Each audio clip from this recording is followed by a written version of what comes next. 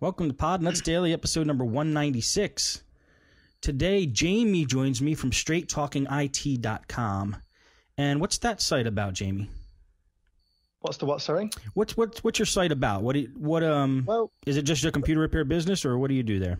Yeah. Well, first of all, I'd just like to say it's a pleasure to be on the program, apart from just listening to it. Oh, thank you.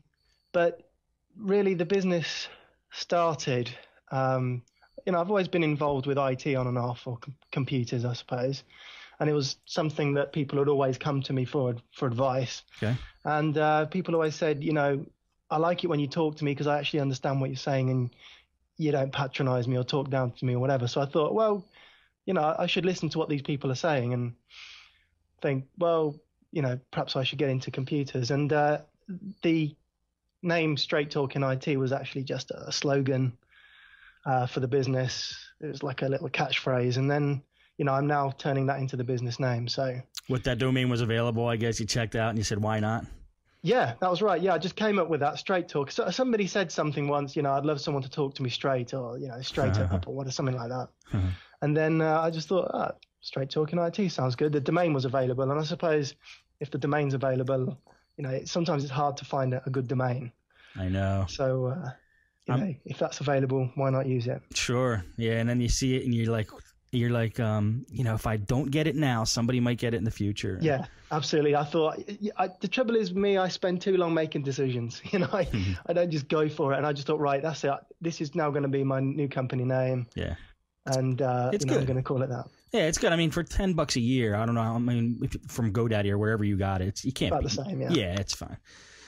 All right, cool. So, you're a computer repair business. Do you have a shop, or are you all on site? No, I work from home. Okay. So have an office in the house. I suppose I would like to have a shop, but I'm sort of halfway between, do I really want to be in retail or not? Or do I just want to focus on sort of, I suppose you do sell things to people, but I don't know if I want to actually have a shop, if you see what I mean. Yeah. So I'm still considering, whether to change in that area. But yeah, I go out on site and go to people's houses, people's places of businesses, and obviously bring machines back here if it's going to be a long job. Right. That's cool. I mean, a lot of techs do that, and the reason I got my shop was I never had the desire to be retail, and in fact, I didn't sell hardly anything out of there. My stock was, if I needed something that day, I'd buy it. So you could technically come into my shop and say, "Do you have a hard drive?" And I'd be like, "No." Like I didn't stock anything until it was actually time to get it. And the main reason I got my shop was just to have a base of operation. I felt like if I could stay in one place and do 4 computers at a time and have people bring their stuff to me, it would be easier. And, it has its advantages, but it also there's benefits to doing the on-site too. Yeah, I mean, that is, okay, fair enough. The retail side is only one thing, but the other side is, if people can bring things to me, it's going to make it easier for me. I don't have to spend my time and my fuel getting out to them. Right. Because then I've got to think, how much am I going to charge them for traveling if I do? Right. And how far do I make that, and et cetera, So yeah. It would make it easier. But there's like, I know an on-site technician, Mike Petro. He's been on a couple shows, and, he loves being on the road, having that freedom of driving, don't have to sit in the same place all day. And it's more interesting out on the road. It really is. So actually, yeah, to put it like that, yeah, it is. It's good, Yeah. All right. Well, did you, want to tell us about some of your recent jobs, or some tips that you want to give computer technicians out there? Yeah, I've written a list of various different things so I can sort of pick and choose. Sure. But first thing I'll start with, it's not a very long job, should I say, but it was when I first started the business. And I'm thinking, if you've got some people listening, well, I should imagine you have, that are quite new in the industry. Yeah, it's probably a little tip for them. And I suppose it depends on what side of the computer industry, whether you're more software or hardware, but I'm sort of a mix of both. Okay. And I've always spent my life, playing around with old hardware. I can keep this working. I've got a 10-year-old machine. I'm still getting it to run Vista. I'm sorry, not Vista, XP. I don't think it'd run Vista, would it?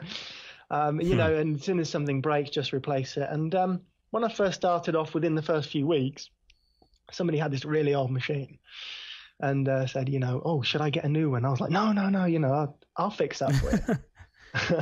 But then, of course, you spend 3 days trying to find old parts for it, and you think, you know what, I should be earning money here. Yeah. It's not a hobby anymore. I should just, they can buy a new computer pretty cheap, or I'm sure I could source a second-hand one and sell that to them. That's not that old. Yeah. But something that's 5, 6, 7 years old or whatever, I should just say, look, you should consider getting a new one here. So it's all good to keep old things going and having lots of old spares and trying out things, but you got to think of your time, and also, you can say to a customer, yeah, I can fix that. You get it back. And I think the one I had was an old gateway machine, mm-hmm. and it had a really strange power supply. And I actually went out and I wasn't thinking about what I was doing probably. I was just thinking, I've got to get this back to the customer. Went out and purchased a standard ATX power supply. It didn't fit in. It was slightly a different shape. Uh-huh. I didn't really notice it to start off with. So I thought, okay, I'll go onto eBay or something and find. And I could only find one. And it was something like, about £40, which is, I think, about, $60, $65 or something for a power supply. Right. They only wanted a cheap one. And, it's an old machine. I thought I might as well just told them to go and buy a new one. So I suppose, if you're new in the business, if you're new in the industry, and I've only been going for a couple of years, but just really reassess what you're doing and think, is it worth saying to a customer, just buy a new one? I'll help you buy it, even if you don't sell them. I'll source one out for you and you can go and purchase it. You got to make that decision wisely. Yeah, you spend a lot of time. I know exactly what you're talking about with older machines, like machines that are too old. Like you replace one part, another part's going to fail shortly after. Yeah. They're just too old. And I've spent days on this one machine, but he absolutely needed it because he was a dentist and had all his contact information and stuff like that in it. But I spent way too much time on this machine. Couldn't get parts. So I know exactly what you're talking about, and it's good advice. And it's also good advice how you say, even if you don't sell them the new machine, of course, if you have the means to, like, either put together a machine or buy a machine for them or whatever, definitely do it. But just being straight up with the customer and telling them if they need a new machine, they'll be back because they appreciate your, being truthful with them.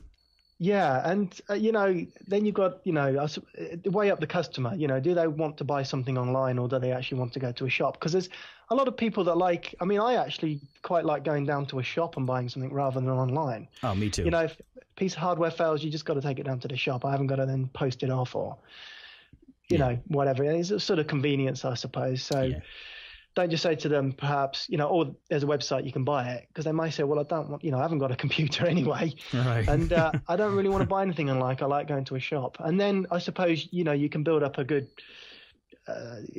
array of shops that you like going to. There's a retailer in the UK called John Lewis, and they're most of the